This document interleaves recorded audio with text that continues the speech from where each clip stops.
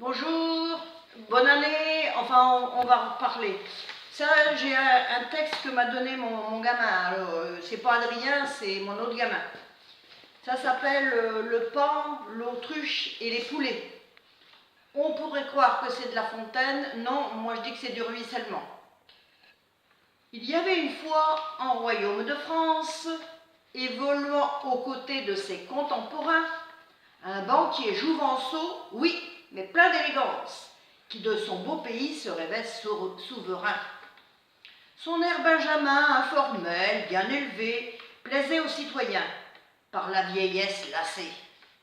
Sa rhétorique désuète, et puis tantôt farceuse, ravissait fort les nobles et flattait bien la gueuse.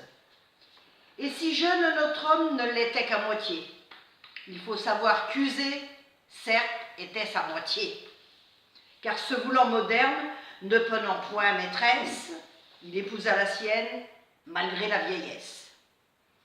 Mais même si la valeur n'attend point les années, et bien que le jeune banquier ait la gouaille bien aisée, on ne s'improvise point chef d'un État. Je ne vous ai pas compris, je ne vous écoutais point, récita-t-il au peuple qui serrait les poings. À renard endormi, rien ne tombe dans la gueule. Retournez au labeur, je vous trouve bien veule. Ah, vous aimez la rose, supportez-en l'épine. Mais ne troublez donc point la quiétude citadine. Dans notre ordre social, chacun reste à sa place. Vous voulez changer? Je vous ris à la face. Cassez, cassez, cassez, nous reconstruirons. Et je vous répondrai de la bouche de mes canons. Vous voulez un discours? Je peux en écrire 100. Je peux même faire en sorte que vous m'aimiez quand je mens. Je vous endormirai à grands coups d'entourloupe, car c'est toute une armée que je garde sous ma coupe. Vous vous fatiguez et rentrerez au champ, bien avant que je tremble, pauvres petites gens. Il est vrai que le paon peut aussi faire l'autruche, se pavaner gaiement tout en gâtant sa cruche. Mais si un jour lassé comme le peuple citron, son armée de poulets abandonne le patron, alors le jeune souverain sera bien entendu, même sur son trône en or, on est bien que sur son cul. L'injustice est une graine que plantent les puissants. Heureux dans son palais, il est loin du tracas. Sa mégère dépensant son or à tour de bras. Rien n'est trop beau pour elle, vaisselle, tissu, bibelot. Le peuple avait bien faim, elle leur tournait le dos. Ils s'offrirent mieux encore, les rois des animaux, des daims. Ils les appellent « Ô Seigneur, qu'ils sont beaux !»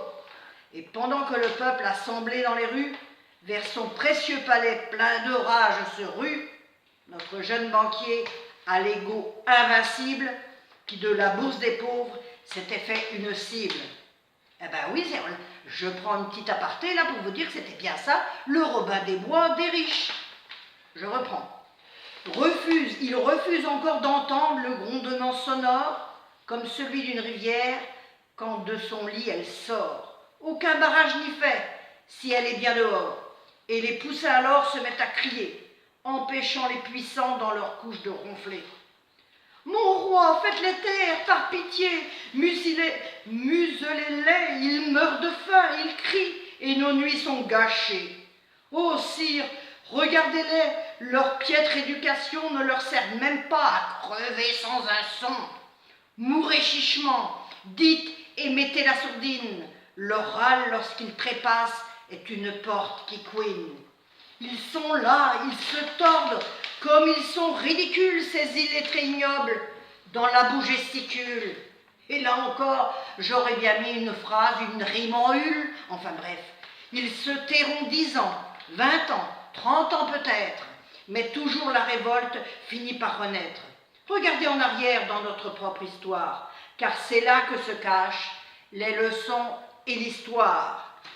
Un texte d'Élodie Pou, et j'y rajoute « Je ne plierai pas, je ne m'en irai pas en silence, je ne me soumettrai pas, je ne me retournerai pas, je ne me conformerai pas, je ne me coucherai pas, je ne me tairai pas, le courage, c'est de chercher la vérité et de la dire. C'est de ne pas subir la loi du mensonge triomphant. Ça, c'est Jean Jaurès. Et moi, je vous dis, le feu est allumé, il peut à un moment se transformer en braise, mais un souffle peut faire tout repartir.